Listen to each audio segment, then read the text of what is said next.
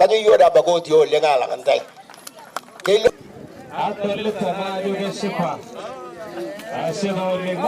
ni wote na viongozi wale ambao wamekuja na nyinyi.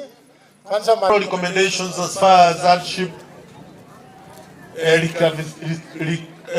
classification is concerned. But as a ministry, we have decided to hold on that report for now.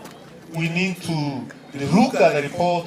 We need to reevaluate the report. We need to bring the stakeholders together and look at it keenly. And also bring all the elected leaders, all the stakeholders together so that we can look at this report before its implementation.